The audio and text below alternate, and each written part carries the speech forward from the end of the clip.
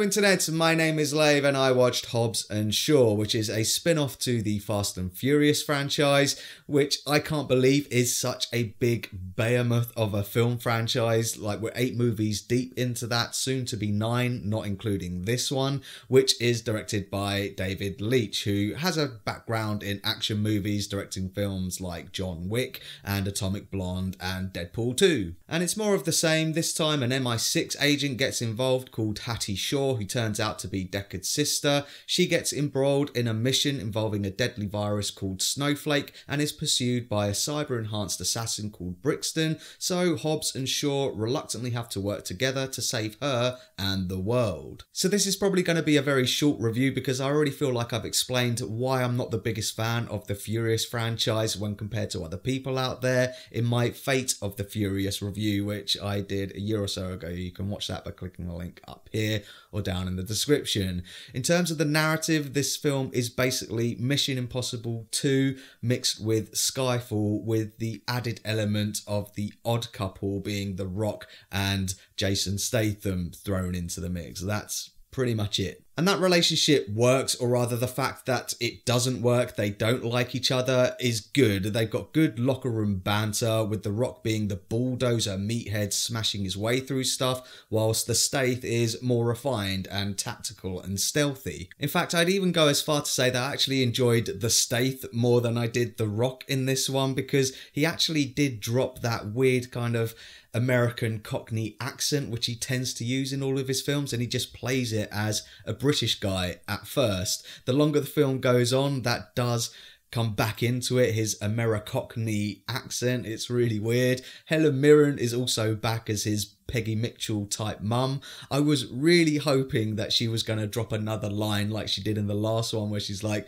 "Oh, what are you going after this time, son? Another devil's bumhole." I mean, God, that's the level of this film. That's my expectation. Devil's bumhole. Of the new cast members, Idris Elba is clearly having a ball as the self-professed bad guy, and Vanessa Kirby gives as good as she gets, with more action stuff to do when compared to her eye-fluttering and pouting role in Mission Impossible Fallout recently. There are a couple of other celebrity cameos fulfilling like smaller roles in this, like the CIA people and little cops, which I don't want to spoil because I think it is a spoiler if I was to say who they are. I wasn't expecting them to see this in this, but what I will say is I didn't think they added to the experience. It's like they've just been plucked from their own movie franchises and then dropped into this. It feels like pretty lazy casting and pretty lazy performances. In fact, I think they probably could have achieved the same thing by taking like some deep fake software and some dialogue from their other movie franchises and put it in this. They probably could have done that.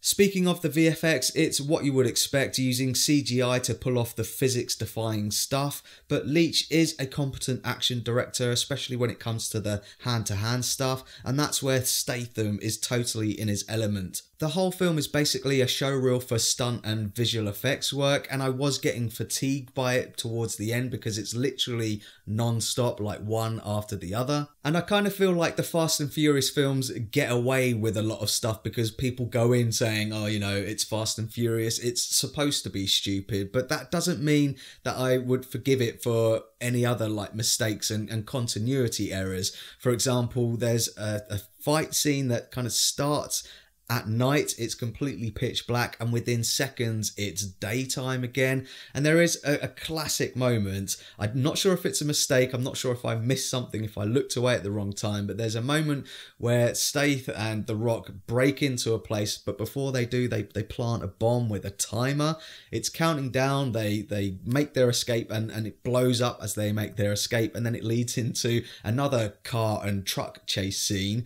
And then like 10 minutes later, then the building blows up. So I don't know if it was because of the bomb. If it is, it's a really bad timing error. If it isn't, then why did the building blow up? I mean, it's just ludicrous. The whole thing has basically become a superhero franchise, and this one just openly admits it. Like, Brixton even refers to himself as Black Superman at one point. But I will say that this film is even more self-aware than the previous iterations, with The Rock calling out like his famous eyebrow thing from his wrestling days. Jason Statham even makes a Italian Job reference at one point, and I was getting kind of quite bored when those characters started to have their like character arc moments, like the violin heart-to-heart scenes. Like Hobbs has a moment with Hattie, he then has a moment with his other family who he goes off to meet in Samoa.